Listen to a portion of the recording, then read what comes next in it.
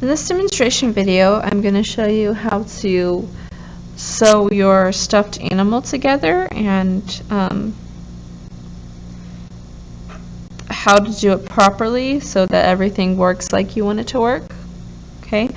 What you'll need is a pair of scissors. I have my fabric scissors right here. You'll probably be using just regular scissors. Okay.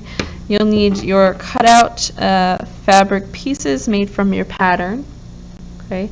Make sure you have everything cut out before you start sewing, and then maybe if you have another sketch of what your stuffed animal will look like, I would put that to the side so you can look at it to make sure you have everything sewn in the right spot. Oh, and also you need needle and thread. Okay, that's the important one. Without that, you can do this. So on my pattern, I wrote a few letters, okay, to explain how to sew this together. So on the circle, I wrote A, on the little petals B, and on the big petals C. Okay. You need to sew things from top to bottom. Okay, so if this is the very top A, I'm going to sew it onto B. Okay, after these two are sewn together, I'm going to sew it onto C. Okay, so my very first layer is this little circle. Okay, my second layer is this. So I'm going to center these together. You could also, if you're worried about things moving, you could use a pin and pin it together. I've also referred to this as a needle. It's just a needle without an eye. Okay, so that's pinned together, so it's ready to start sewing. Or it's ready to be sewn together, I guess. So you don't want to see a tail. A tail is this part. Let me get a background so you can see that. A tail is this part right here, past. It's the rest of the thread that's past your knot. Okay, you don't want to see the tails on the outside of your sculpture. You want it to be on the inside.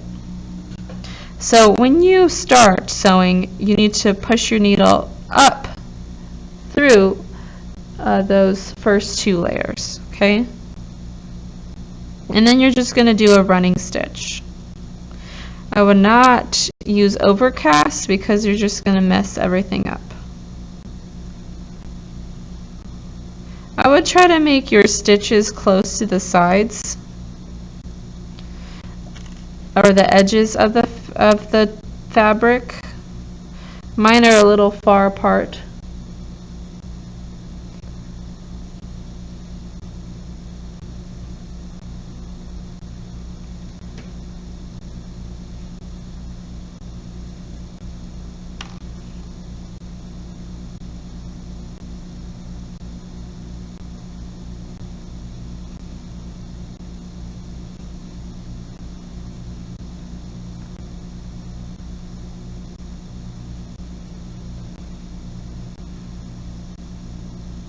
Okay.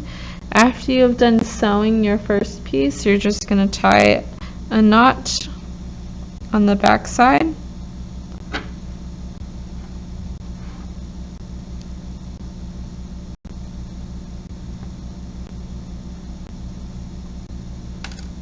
then you're going to cut your thread. If you have some left over, this isn't incredibly long, but this is long enough to be used again, this thread. Okay, if you have leftover thread, I would just use it. Okay, if it's really short, if it's shorter than your finger, I would just cut some new thread from the spool. Okay, a spool is what the thread comes around. It's this foam part. Okay, sometimes those are made out of wood, sometimes they're made out of plastic.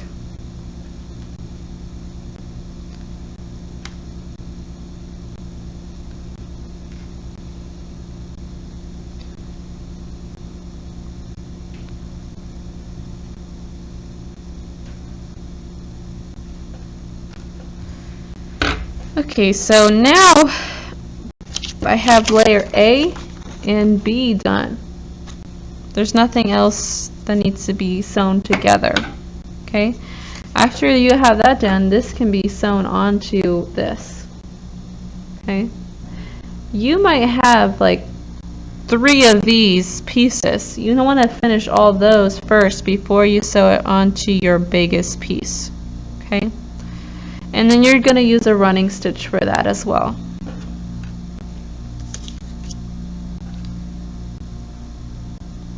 And again, you don't want to see the ends or the tail of your thread, so you're going up through the fabric, not down.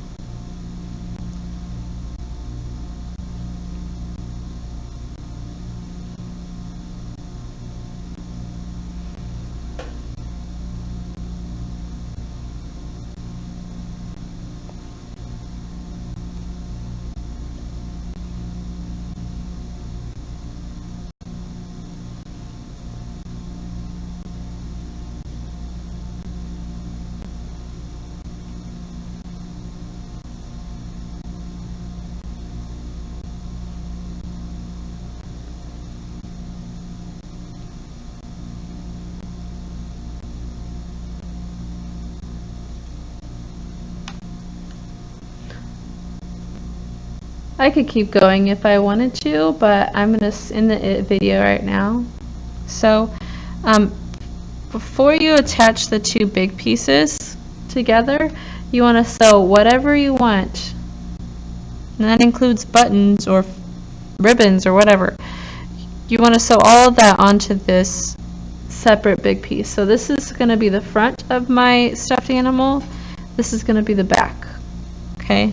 You want to have these 2 pieces done and ready before you sew them together. Okay?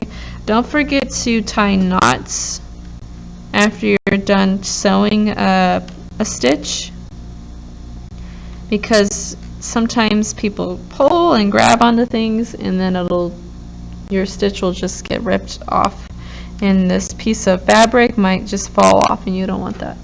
Okay? Good luck on sewing. I hope you put everything where it's supposed to be and it looks like you want it to be.